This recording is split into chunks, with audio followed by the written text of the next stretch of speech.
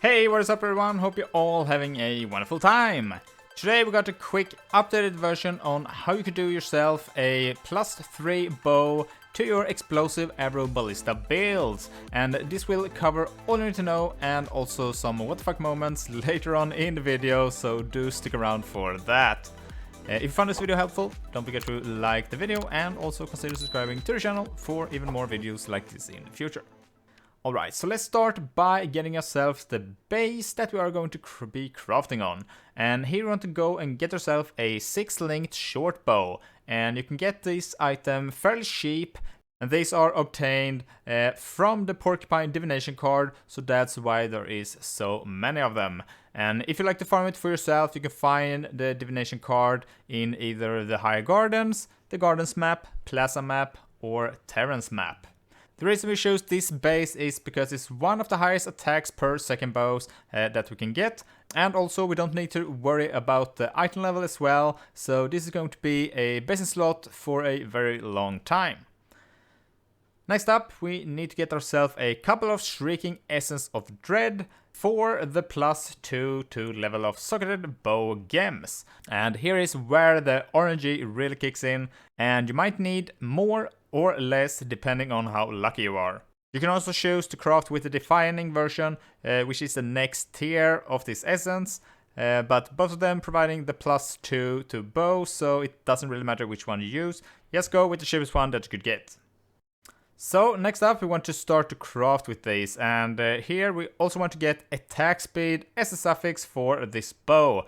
And this is where it can be a little bit expensive. I usually try to get at least a tier 2 of the attack speed, otherwise I will just continue crafting with the essence. But that is how picky you are. I feel if you're already investing quite a bit of currency into the bow, you might as well get some of the better outcomes for the bow. We also need to have at least one open prefix and also one open suffix on the bow for this to work.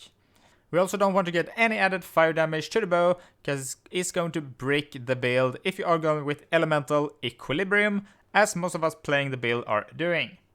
If you don't get the one open prefix or the suffix, or you have the added fire damage, then the best way would just be to pray and use an annul and hope it lands on the right one. In my case here, well, sometime lucky I guess. I managed to get tier 1 attack speed and also +2 level of socketed gems, which is going to be the next craft for this bow. So for me, in this case, I don't need it, but don't worry, I will still go over how you can continue to craft from here. So if you're not lucky like me and got +2 socketed gems, which you technically shouldn't, the next step is going to be to go to your craft bench, and here you want to go and do the craft cannot roll attack modifiers. And this is going to be making it so the only mods that you now can get is going to be the plus to all socketed gems. And as you can see here, all the mods on the prefix do have the attack mod on it, so the only outcome here is going to be to get the +1 to level of socketed gems, because all other mods are now blocked. And this is simply achieved by just using an Exile orb on your bow.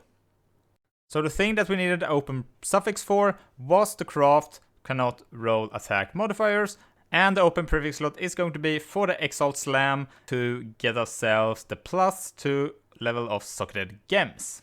For the craft cannot roll attack modifiers, you can find it at the end of the unique map Careblade Wolfpack's Den. I hope I pronounced that right. For the end of this bow, you want to go and do a fire damage over time multiplier craft to complete your +3 explosive arrow ballista bow. If you're using Spiritual Command, you can also go and do the craft for the minion have increased attack and cast speed, and this will give you a shit tons of attack speed if you feel like you are lacking on it. It's a quality of life thing while playing EA to not have too low on the attack speed, and especially while mapping, it will just feel very awful, so it might be better to go for the attack speed than going for the fire damage over time multiplier, but that's just me.